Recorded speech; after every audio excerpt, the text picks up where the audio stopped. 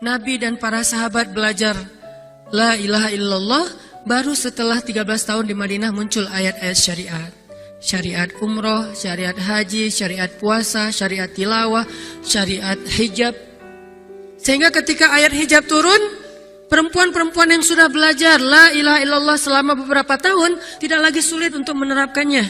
Begitu ayat hijab turun dibacakan oleh Nabi di dalam masjid, semua sahabat-sahabat mendengar itu dengan sangat perhatian. Lalu mereka semuanya pamitan, ya Rasulullah kami ingin pulang. Ngapain pulang? Mau ngasih tahu ke istri-istri kami supaya berhijab. Emang kamu punya istri? Oh iya ya, enggak. Ada yang jomblo berharap punya istri, terus ngasih tahu ke siapa yang jomblo-jomblo? Itulah kasihannya ya. Enggak bisa ngasih tahu ke kakaknya, adeknya, apalah siapalah, mantannya mungkin. Pulang ngasih tahu ke istri-istri mereka, saudari-saudari mereka, putri-putri mereka, dan perempuan yang mendengar ayat ini dibacakan langsung menutup kepala mereka dengan benda apapun yang ada di tangannya. Mau jemuran, mau baskom, mau apa. Pokoknya pegang apa, tutup langsung. Hijab. Kenapa? Ini perintah Allah. Gak mungkin Allah memerintahkan kita sesuatu kecuali ada kebaikan di dalamnya. Itu aja pertimbangannya. La ilaha illallah. Bukan, kenapa? Kan lebih nyaman gak pakai hijab. Kan ini, kan itu. Enggak. Satu aja alasannya. Alasan la ilaha illallah. Kalau ini perintah Allah, sami'na wa ata'na. Itu dampak dari la ilaha illallah. Dikasih perintah sesulit apapun, termasuk Zainab dengan Zaid bin Harisah. Pernah kan baca kisah Zainab di surat Al-Ahzab? Mungkin kapan-kapan kita bahas itu. Efek dari la ilaha illallah. Tiba-tiba Nabi datang kepada Zainab. Sebetulnya Zainab ini ada hati kepada Nabi Muhammad. Siapa sih yang gak punya hati untuk Rasulullah ya? Semua cewek juga pasti mengidam-idamkan pengen jadi istri Nabi. Karena otomatis istri Nabi itu adalah dijamin surga. Siapa yang gak pengen jadi istri Nabi? Di surga nanti punya rumah, satu rumah dengan Nabi. Kan keren banget. Kita bisa jadi tetangga Nabi aja di surga udah keren banget. Apalagi serumah dengan Nabi. Semua cewek juga pengen jadi istri Nabi, termasuk Zainab. Dan itu hal yang wajar. Pas Nabi datang ke rumah Zainab, Zainab udah kegeeran.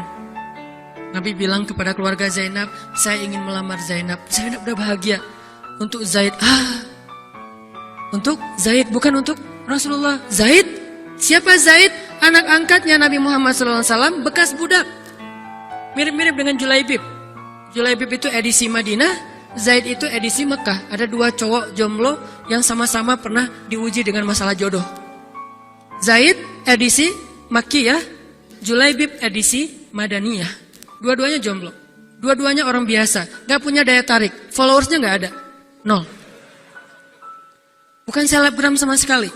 Kata Rasulullah, aku melamar Zainab untuk putraku Zaid bin Harithah, anak angkatnya Nabi. Zainab menjawab apa? Ya Rasulullah, saya gak cinta sama Zaid. Jawaban yang sangat wajar kan? Dan jawaban yang paling sering kita dengar sekarang kan? Maaf ya, aku gak ada perasaan, kita jadi adik kakak aja. Itu kan standar ya? Standar banget lah kayak gitu-gitu. Maaf ya, kita jadi temenan aja. Maaf ya, aku gak ada perasaan apa-apa selama ini. Maaf ya, dan segala macam. Dengan bahasa-bahasa halus, tapi nolak intinya. Kenapa gak bilang aja, udah gak usah kesini lagi. Kan jelas ya. Ini dengan bahasa, ya Rasulullah, aku tidak cinta kepada Zaid. Karena cinta juga pertimbangan yang penting. Dan Nabi juga tidak mengizinkan kita menikahkan putri kita dengan seseorang yang putri kita tidak berkenan dengannya. Tetap harus ditanya, ya Rasulullah, saya tidak cinta dengan Zaid. Turun ayat. Katakan kepada orang-orang yang beriman, laki-laki dan perempuan, kalau Allah sudah memerintahkan sesuatu, tidak ada kalimat yang keluar dari lisan mereka kecuali sami'na wa ata'na. Nabi bacakan ayat ini kepada Zainab. Zainab mendengar, ya Rasulullah, Allah yang menyuruh ini. Ya kata Rasulullah, sami'na wa ata'na. Kebayang gak tuh? Efek dari apa? La ilaha illallah. Jadi la ilaha illallah itu bukan cuma kalimat zikir, bukan cuma kalimat doktrin ideologi, bukan cuma masalah teologi secara teoritis, bukan. Ini dampaknya kepada akhlak, dampaknya kepada ibadah, dampaknya kepada banyak pilihan hidup dari la ilaha illallah. Orang kalau nggak baik la ilaha illallah pasti susah memilih pilihan-pilihan dalam hidupnya. Kalau tidak baik la ilaha illallah pasti susah untuk berperangai, sabar, memaafkan. Itu semuanya ada hubungannya dengan la ilaha illallah. Sama kayak Abu Bakar, ketika dia sakit hati kepada orang yang memfitnah anaknya, dia cari tahu siapa orang yang pertama menyebar hoax tentang Aisyah. Ketahuan, dilaporin, diperkarakan sama Abu Bakar. Tiba-tiba turun ayat dari Allah. Janganlah orang yang memiliki kelebihan harta di antara kalian bersumpah untuk tidak lagi membantu saudaranya gara-gara sakit hati. Hendaklah dia berlapang dada dan memaafkan. Itu perintah Allah. Berlapang dada dan memaafkan. Terus konsekuensinya apa? Balasan janji Allah apa? Ala tuhibbuna ayyaghfirallahu lakum? Tidakkah kamu suka jika Allah memaafkan juga kesalahan-kesalahan kamu? Jadi deal-dealannya dengan Allah, bukan dengan makhluk. Enak aja saya maafin dia, untung di dia, rugi di saya. Enggak. Kalau kita transaksinya dengan makhluk, kita rugi. Tapi kalau kita transaksinya dengan Allah, kita untung. Libatkan Allah dalam urusan kita. Dan ini gak mungkin kita lakukan kalau gak baik. La ilaha illallahnya. Allah nawarin kepada Abu Bakar. Ala tuhibbuna ayyaghfirallahu lakum? Tadinya Abu Bakar kesel banget sama tuh cowok.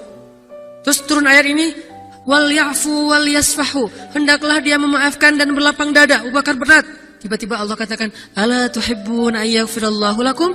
Bala ya Rob. Kata Abu Bakar, tentu ya Allah kalau gitu saya akan maafkan. Demi supaya Allah memaafkan kesalahan saya. La ilaha illallah. Zainab, sami'na wa ata'na. Ya udah saya terima Zaid ya Rasulullah. Alhamdulillah. Datang Nabi ke Zaid. Zaid, mau gak nikah sama Zainab? Sebetulnya mau banget, tapi gak pede. Zaid takut Zainab nanti jadi terpaksa menikah dengan Zaid, jadi gak nyaman. Zaid juga gak mau menyulitkan Zainab. Ya Rasulullah, saya gak pantas untuk Zainab. Kata Zaid. Dibacakan lagi ayat ini. Ya Zaid, ini perintah Allah. Oh gitu ya Rasulullah. Sami'na wa ata'na. Buat Zaid sih gampang lah ya. Udah ada legalisasi ini dari Allah. Kalau gitu, ini bukan saya ya Rasulullah yang mau ya. Allah kan yang nyuruh. Ya, saya emang gak mau maksa gitu ya. Tapi kalau Allah yang nyuruh, ya udah apalagi saya gak punya pilihan dong gitu. Padahal Zainab siapa sih yang gak mau cowok sama Zainab? Nikahlah Zainab dengan Zaid.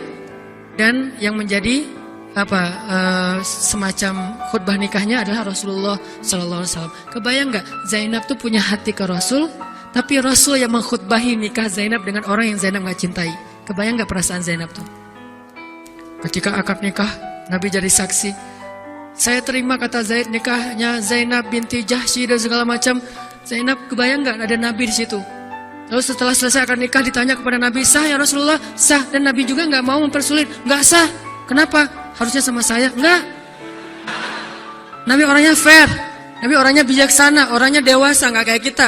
Kita tuh bahaya banget jadi saksi kalau jadi mantan. Pasti gak sah. Dan Nabi gak gitu. Sah langsung di kali pertama. Kebayang Nabi memberi nasihat kepada Zainab, nasihat kepada Zaid. Zainab, aduh kenapa bukan Nabi, kenapa Zaid? Tapi apa? La ilaha illallah. Allah gak nyuruh sesuatu kecuali ada kebaikan di dalamnya. Percaya banget.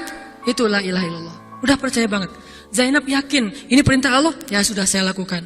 Walaupun bukan dengan Nabi. Padahal saya pengennya dengan Nabi. Kebayang gak sih pengen sama seseorang yang kita cintai banget, malah orang itu yang menjodohkan kita dengan orang yang kita gak pernah kebayangin. Amit-amit. Jangan dia ya Allah, jangan dia, dia. Kan berat tuh. Yang saya sering cerita, jangan saya. Pokoknya jangan Hanan, Hanan. Kenapa kok gitu? Karena dia bilang jangan saya bilang yang dia ya Allah. Akhirnya kita adu-aduan doa. Ya Ustadz, masa dilawan ya? Doanya lebih panjang, lebih sujudnya apa segala macam. Akhirnya jadi. Gak kebayang tuh buat Zainab. Kalau Zaid sih mungkin kebayang lah ya. Gimana happynya Zaid menikah dengan seorang cewek yang semua orang Mekah pengen nikahin dia. Tapi kalau Zainab, itu hari-hari yang sangat berat. Malam pertama gak kebayang buat Zainab. Zaid. Begitu Zaid datang, Assalamualaikum Zainab. Gimana tuh? Ini kalau kita lihat dari angle manusia ya. Karena Zainab juga manusia. Tapi semua emosional subjektif manusia redam dengan iman la ilaha illallah. Harapannya cuma satu, pasti ada kebaikan di sini. Pasti ada kebaikan di sini. Walaupun gak kebayang kebaikannya apa, pokoknya ada aja. La ilaha illallah. Nikah Zainab sama Zaid. Cekcok selama 1 tahun, gak pernah akur. Pulang kerja rame, berangkat kerja rame, pagi rame, sore rame. Gak cocok aja tuh Zainab sama Zaid. Berkali-kali datang berdua sama ke Rasulullah, ya Rasulullah nasihati kami. Udah dinasihati pulang rame lagi, di mobil aja berdua rame, macet apa segala. Ya udah nikmati aja rame gara-gara macet. Terus aja kayak gitu. Pokoknya selama 1 tahun mereka sering percekcokan rumah tangga. Jadi kalau kita ngelihat ada keluarga yang mungkin baru menikah kemudian bercerai, jangan menjudge mereka. Karena menikah itu ibadah, perintah Allah. Itu lebih baik daripada tidak menikah tetapi sudah melakukan banyak perbuatan dosa. Walaupun akhirnya nauzubillah ada hal-hal di luar dugaan, maka la'allahu khair, mudah-mudahan ada kebaikan. Mereka berani menikah muda aja, kita harus acungkan jempol. Mereka berani menikah muda aja, kita harus respect. Kan saya sering bilang no judgment, respect to other kan. Berani mengambil keputusan menikah muda, baru berhijrah udah langsung menikah. Itu bukti dari iman. Kenapa kita menjudge seolah-olah kita lebih baik dari dia? Emangnya kita berani melakukan hal yang mereka lakukan? Gak berani buktinya. Berarti dia lebih baik daripada kita. Walaupun kesudahannya, kalau mereka bercerai setelah menikah baru beberapa lama, ada yang lebih soleh dari mereka juga bercerai baru setahun menikah. Zainab dengan Zaid, dua-duanya dijamin surga. Dua-duanya dijamin surga. Pernikahan mereka cuma bertahan setahun. Setahun kemudian, Zaid datang kepada Rasulullah. Zaid bilang, ya Rasulullah, kayaknya udah gak bisa dipertahankan hubungan saya dengan Zainab. Zaid, sabar. Rasul ketika Zaid mau datang sebetulnya udah dapat bocoran dari Allah. Allah udah ngejapri Rasulullah dalam bentuk ilham. Japrian Allah kan ilham ya. Japrian kita kan WA, itu juga habis kuota gak kebaca-baca. Kalau japrian Allah ke Rasul ilham. Ilhamnya apa? Kalau nanti Zaid datang, nanti baca di surat Al-Ahzab. Kalau nanti Zaid datang kepadamu meminta nasihat tentang Zainab, bilang kepada Zaid, ceraikan istrimu. Kalau udah diceraikan, nanti kamu nikahi Zainab. Ini perintahnya juga berat buat Nabi nih. Kebayang gak sih anak angkat kesayangan Nabi yang selama ini baik banget sama Nabi, tiba-tiba dia punya masalah dengan istrinya, disuruh cerain dengan niat kalau udah cerai nanti dia yang nikahin. Kan gak kebayang tuh buat Nabi. Ditambah lagi Nabi itu orangnya ra'fah banget, sangat gak enakan. Kita aja gak tega kayak gitu. Emang ada yang tega kayak gitu? Gak tega kan? Zainab mantan kita sih. Sekarang cowok itu datang ke kita, suaminya Zainab. Ustadz, gimana nih Zainab? Perlu saya pertahankan? Emang kalian dari awal udah gak cocok, cerai aja deh. Kenapa? Bentar lagi gue mau nikahin Zainab. Gak kebayang kan? Kok Ustadz ngomong kayak gitu? Dapat ilham. Berat kan? Nabi itu kayak gitu loh, kondisi emosional beliau yang zulzilu, terguncang. Gimana nih caranya? Saya nggak enak banget, nggak tega banget sama Zaid. Kebayang wajah Zaid polos gitu. Ya Rasul gimana nih? Aduh, mau dibilangin ceraikan aja nggak tega. Mau dibilang pertahan, tapi Nabi bilang suruh cerai, Allah suruh ceraikan. Akhirnya Nabi memilih emosionalnya, bukan perintah Allah. Wahai Zaid, tahan istrimu, jangan ceraikan. Padahal kata Allah suruh ceraikan. Lihat beratnya Nabi waktu itu. Akhirnya Zaid pulang, gitu ya Rasul. Ya, pulanglah Zaid. Nabi gak enak banget sama Allah. Terus akhirnya Zaid sampai ke rumah. Namanya Allah yang nyuruh kan gak bisa dirubah ya. Kun fayakun. Cerai juga tuh, walaupun Nabi bilang sudah bertahan. Allah marah kepada Nabi. Kata Allah, kamu merasa gak enak kepada manusia, tapi kamu merasa enak kepada saya. Diadu oleh Allah tuh coba. Emosional. Nabi langsung sujud, ya Allah ampuni saya benar-benar, saya tahu saya gak enak sama Allah, tapi juga saya gak tega sama Zaid. Kebayang gak sih ya Allah wajah Zaid yang polos kayak gitu, disuruh cerain terus saya nikahin istrinya. Gimana perasaan Zaid? Wahai Muhammad, kamu merasa gak enak kepada manusia, tapi enak kepada saya Muhammad. Astagfirullah ya Allah, minta ampun Nabi semalaman. Ini benar-benar gak kebayang sama Nabi. Tapi Allah pengertian lah, tahu Allah, Nabi itu bukan mau gak taat sama Allah, cuma emang gak tega banget sama Zaid. Akhirnya Allah ngambil keputusan sendiri, Zaid cerai dengan Zainab. Setelah selesai masa iddah Zainab, Allah katakan, Muhammad sekarang datang kepada Zainab, lamar Zainab. Dengan berat hati Nabi, tok pelan gitu, berharap gak dibukain pintu. Langsung udah ditunggu ternyata sama Zainab. Eng gitu, bukain pintu. Pas Nabi datang, Assalamualaikum, Waalaikumsalam gitu. Zainab udah punya firasat. Nabi mengatakan, Zainab, ada perintah dari Allah. Apa ya Rasulullah? Sami'na wa ata'na. Belum juga dikasih tahu. Sami'na. Allah menyuruh saya untuk melamar kamu Zainab. Untuk siapa ya Rasulullah? Curiga kan? Jangan-jangan orang lain lagi nih. Untuk siapa ya Rasulullah? Untuk saya. Masya Allah gitu. Cuman Zainab kan gengsi gitu lah. Masa cewek harus teriak-teriak gitu kan ya? Oh gitu. Padahal masuk ke dalam kamar. Wah gitu ya. Gigit jari apa, gaya-gaya cewek lah ya. Oh gitu, ntar ya saya pikir-pikir dulu. Saya istiqoroh dulu. Nabi diistiqorohin. Udah diterima, sami'na wa ata'na. Dan inilah khair, kebaikan yang diharapkan oleh Zainab. walaupun gak pernah terbayang, gak mungkin dong Zainab berpikir akan cerai setelah setahun kan? Tapi dia hanya yakin Allah tuh gak mungkin nyuruh sesuatu yang gak ada kebaikannya buat kita. Gak mungkin. Mustahil. Karena Allah gak pernah zalim kepada hambanya. Kenapa Allah kok muter-muter dulu kayak gitu? Allah pengen lihat Zainab itu menikahi Muhammad karena Allah atau karena dirinya sendiri. Kalau karena Allah, coba yang selain Muhammad berani gak? Ternyata berani. Karena itu dia menjadi layak untuk Muhammad. Kalau dia gak menerima Zaid, mungkin Zainab tidak akan pernah jadi istri Nabi karena tidak layak. La'allahu khair. Ini buah dari la ilaha illallah. Begitu juga yang masih culun-culun, yang mungkin badannya belum kebentuk, yang jerawatan misalnya kayak gitu, tiba-tiba memimpin pasukan militer yang jumlahnya ribuan, yang barisan pertamanya kibarus sahabah, sahabat-sahabat senior, as-sabiqun al-awwalun minal muhajirin wal ansar. Termasuk siapa di dalamnya?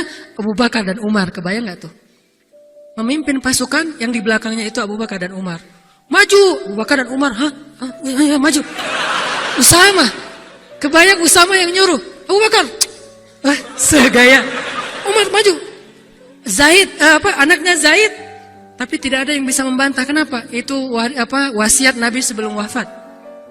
Aku perintahkan kalian untuk dipimpin oleh Usamah bin Zaid. Karena dia adalah anak muda yang luar biasa.